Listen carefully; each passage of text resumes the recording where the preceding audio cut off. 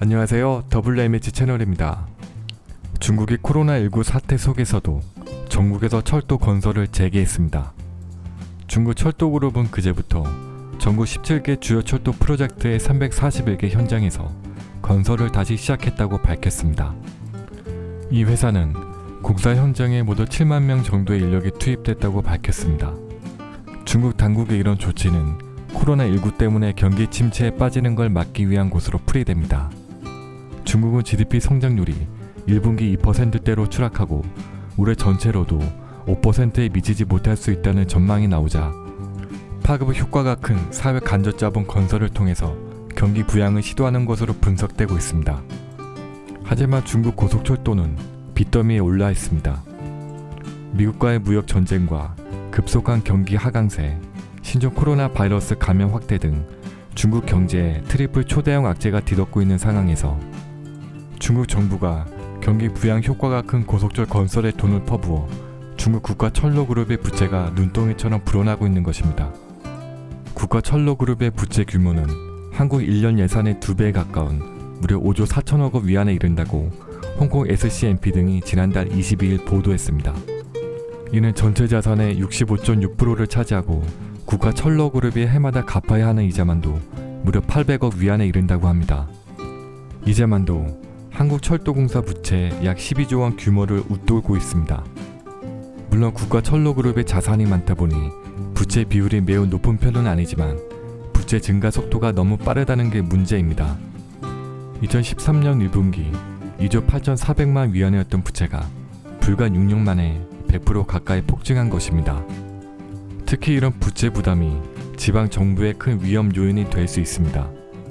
현재 중국 지방정부의 고속철 관련 부채 규모는 2조 달러, 약 2,387조 원에 이른다고 하는데 문제는 이들 부채의 대부분은 금융당국의 제재를 받지 않는 그림자 금융에 의해 조달된 만큼 공식 통계에는 잡히지 않는 것이 문제입니다.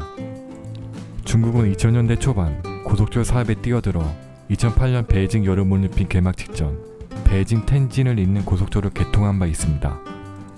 2009년부터 10년간 중국이 건설한 고속철도망은 25,000km에 이릅니다.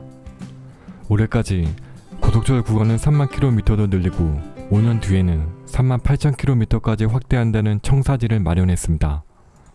세계 고속철의 3분의 2가 중국 대륙에 깔려있는 셈입니다. 루동프 국가철도그룹 최고 경영자는 올해 말 중국 철도의 총 길이는 15만 km로 늘어나고 인구 20만 명 이상의 대도시 대부분이 철도로 연결된다며 이 중 고속철은 3만 km에 달해 대도시 80% 이상이 고속철로 연결된다고 야심찬 포부를 밝혔습니다. 중국은 국내에서 고속철을 공격적으로 늘리며 축적한 기술을 바탕으로 세계 시장을 적극적으로 공략하고 있습니다. 인도네시아와 파키스탄, 태국, 헝가리 시장의 진출이 대표적입니다. 중국은 자체 기술을 통해 100여 개국과 고속철 수출 계약을 맺었고 액수로만 따져도 1,430억 달러 규모입니다. 세계 철도 차량 시장 점유율도 30%를 돌파했습니다. 중국 정부가 고속철에 돈을 퍼붓는 이유는 간단합니다.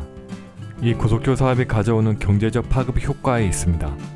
사회 안정을 위해 6%대 성장률을 지켜야 하는 중국 정부는 장기적이고 안정적인 성장 동력이 무엇보다 절실하고 이를 가능케 할 인프라 투자의 핵심으로 고속철 건설을 꼽고 있습니다.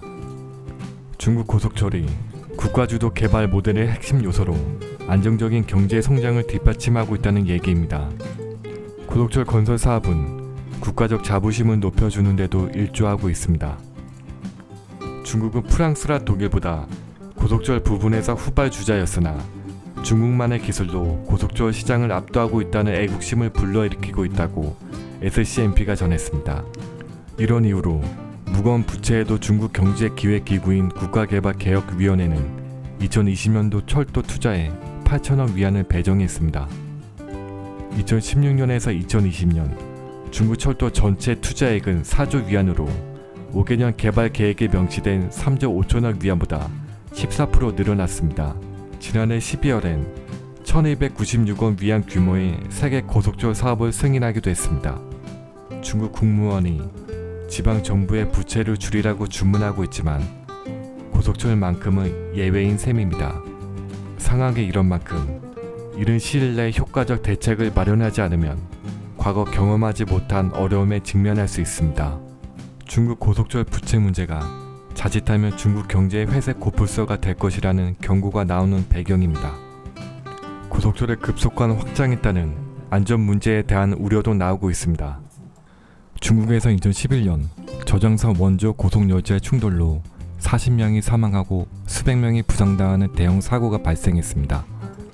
더욱이 중국은 1990년대 고속철 자체 개발에 나서 차량을 완성했지만 고장이 잦아 실용화에 실패하는 바람에 2004년부터 외국에서 기술을 도입하는 방향으로 선회했습니다.